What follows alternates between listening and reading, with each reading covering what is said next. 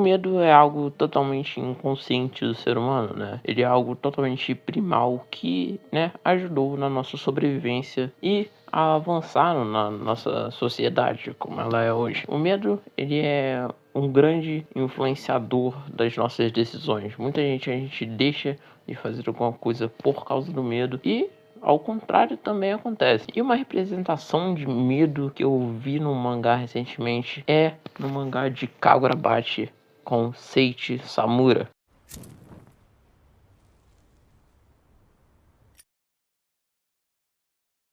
Seiichi Samura é apresentado no arco dos espadachins pactuados como um dos pactuados, né? Onde a gangue do Chihiro chega lá e ele é apresentado apalpando a cara do Hakuri, pensando que era o Chihiro, né? Porque ele é cego, ele se guia a partir do olfato, da audição, enfim. E nesses quadros que ele é apresentado no palácio, no passado com o Chihiro, ele se mostra um cara muito bonzinho. Pô, ele se cegou por conta dos prazeres mundanos e que a primeira vez que ele cortou carne ele se viu se transformando num monstro e que ele não gosta que ninguém veja ele como uma referência, basicamente, porque ele não se vê sendo esse cara foda, tá ligado? E a partir daí eu já gosto muito dele, tá ligado? Ele tem valores muito fortes com esse bagulho assim de pena, basicamente, de compaixão, tá ligado? Ele é um cara que ele pensa muito no próximo, dá pra ver, tá ligado? Tipo, ele lutou numa guerra, ele é considerado um herói. Só que ele não gosta de ser considerado um herói, porque ele tirou muitas vidas. Ele tirou vidas que poderiam até ser inocentes, assim. E, porra, um pica, tá ligado? Mas no palácio onde o Samura reside, acontece uma invasão do Rishaku, onde eles estão justamente atrás da Tobimune, que é a espada que o Samura fez o pacto. E porrada vai, porrada vem. Lá pro finalzinho da luta, o Samura pega a Tobimune e ataca os aliados. Por algum motivo. E o Uruha, ele questiona isso. Por que, tipo, porra, por que tá matando meus aliados? Por que tá matando o gente que tá do teu lado, pai? E o Samura começa a falar que existe um problema muito maior do que os Shaku. São eles mesmos, os portadores de Yotou, os pactuados. Porque eles carregam um pecado que estava sendo escondido, né? E que pra sanar esse pecado, ele vai matar todos os portadores de Yotou. E o Uruha, ele se recusa a morrer simplesmente assim tão fácil. Então eles vão pro X1. Mas na esgrima o Samura é simplesmente superior. E ele corta o Uruha assim, o matando. Deixando assim uma pulga na cabeça, né? De tipo, que pecado é esse? Tá ligado? Por que ele matou o Uruha? E o Chihiro chegando lá, o Samura só consegue falar o seguinte: por que você está fedendo a sangue, Chihiro? E não querendo acreditar naquilo que ele está vendo, o Chihiro simplesmente parte para cima do Samura e também é derrotado, matando o Chihiro. Bom, um tempo se passa e a gente vê que o céu ficou totalmente preto e com uma espécie de olho ali no céu também. E isso é um poder da Tobimune, né, que é a espada do Samura, onde tudo naquele raio ele consegue ver e isso é muito foda, tá? Mas aí a cena corta pra uma cena do hospital, onde o Chihiro tá finalmente acordando, onde ele fala que ele quase morreu, mas o Shiba corta falando que ele morreu mesmo, o coração dele parou, ele foi dado como morto. E o pacto com a Enten foi cortado, onde o Shiba fala que quando ele foi cortado, o fígado e o pulmão dele foram regenerados na hora, né? Que tem duas opções, né? Ou foi um milagre inacreditável, ou tem a ver com o próprio Samura, que fez isso de propósito, para poder impedir o Chihiro da sua vingança. Mas aí o Chihiro, em pânico, começa a perguntar que porra de segredo é esse? Por que matou o Samura? Que Samura... Cara, tô ficando louco já. Aí chega esse menorzinho aí que ele nem ele sabe direito o que tá acontecendo. Mas ele é informado que ele precisa proteger o Chihiro daqui em diante, né? Mas depois de uma conversa e dessa cena muito foda, acaba revelando que o Samura tem uma filha. E esse é o ponto fraco dele, basicamente. Mas não é só eles que têm essa informação. O pessoalzinho do Rishaku também sabe da filha do Samura. E eles estão indo atrás dela. Onde corta pra mostrar um pouco da vida da Iori, que é o nome da filha do Samura. Onde mostra que ela é uma menina normal, tá indo pra escola, apesar do céu estar preto, um gigante.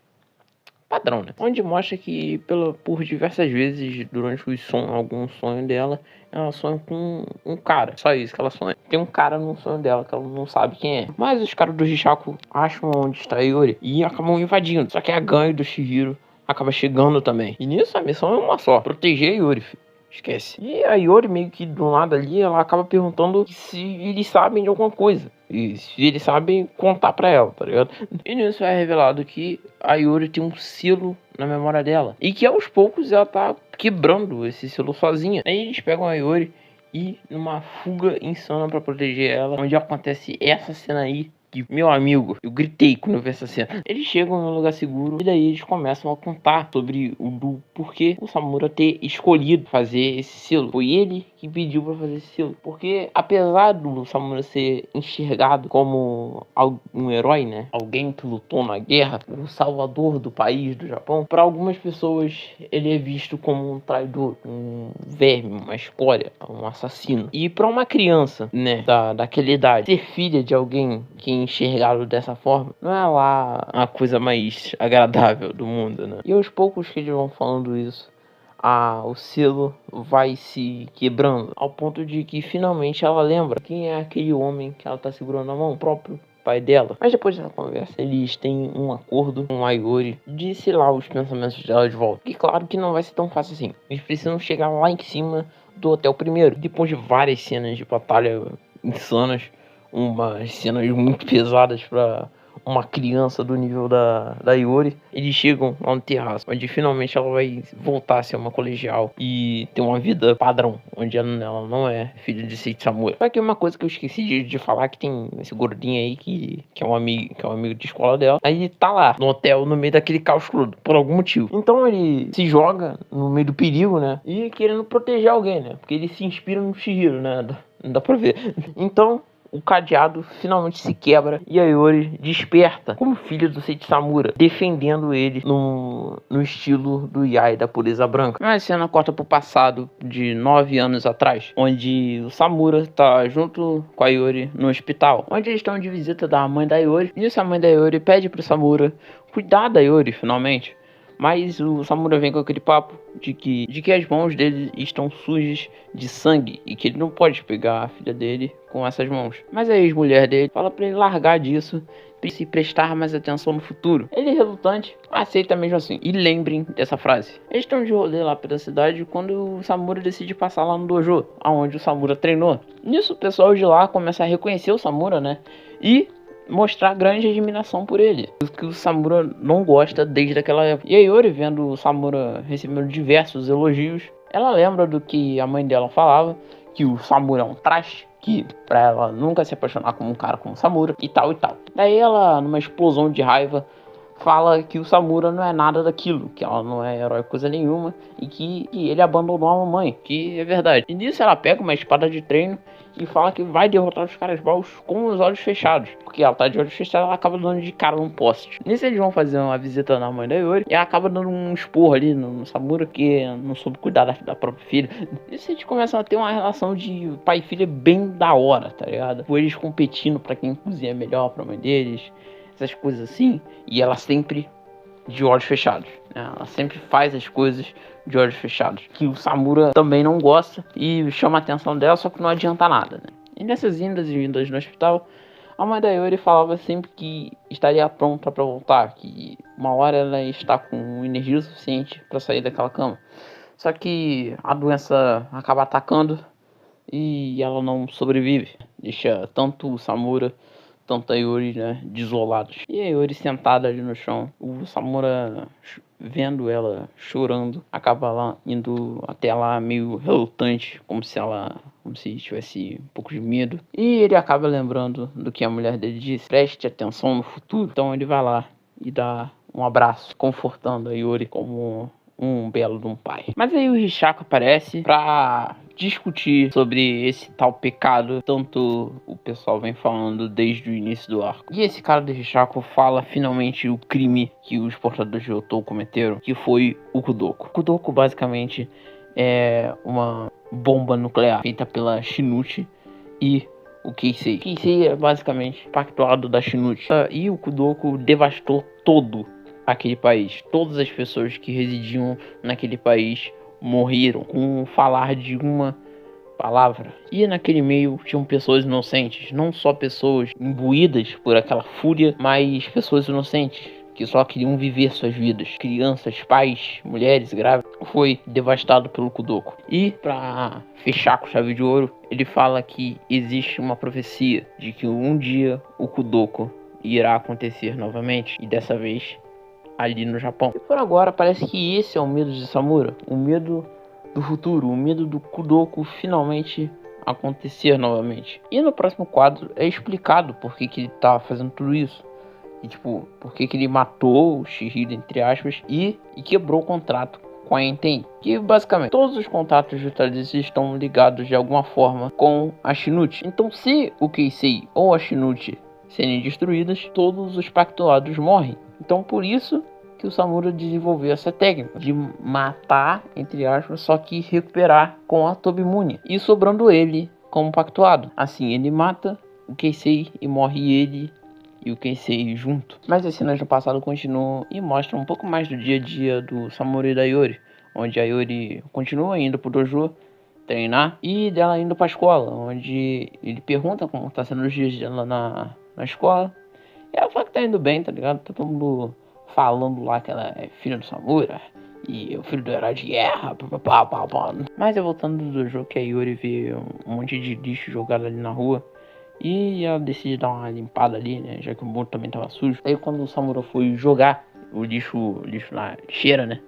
Ele vê os caras que jogaram lá e vai dar uma chamada de atenção, né? Vai dar uns pescotapas nos manos. Enquanto isso, a Yori vai tendo uns flashbacks na cabeça dela de coisas que estão acontecendo por ela ser filha do Samura. Onde a todo momento na escola ela é chamada de filha de assassino. Ela sofre bullying por conta disso. Chega na sala, a mesa dela tá virada. E aquela briga ocorreu justamente por causa disso. Porque ela é a filha de um assassino. Depois de saber tudo que a Yuri tem passado, depois de ter perdido sua mãe e ter suportado tudo sozinha, o Samura, ele tem medo de saber o que tem atrás da porta. Ele tem medo de olhar pro futuro. Para piorar as coisas, naquela mesma época, ele recebe a notícia de que Rokuhiro Kunishige foi morto. E as cenas voltam para o futuro, com o Samura chegando como o verdadeiro boss final. Agora uma porradaria solta ali, tá ligado? É espada se chocando contra espada, é pessoa decapitada pulando na frente dele. É doideira. Mas eu quero dar destaque para essa cena aqui, onde eles estão dentro de uma ilusão e saem diversos corpos prontos para matar a Yuri. Só que uma das penas do Samura estava perto dela. Ele teleporta até uma das penas e toma todas as espadadas. E assim a gente vê como que ele fez o Chihiro. Suzaku é o nome do poder. Ele renasce curando todas as feridas, mas por algum motivo ainda tá cego. E vira todo mundo contra todo mundo. O Samura contra o Chihiro contra esse merda aí, que eu até esqueci o nome. E agora é o X1 final.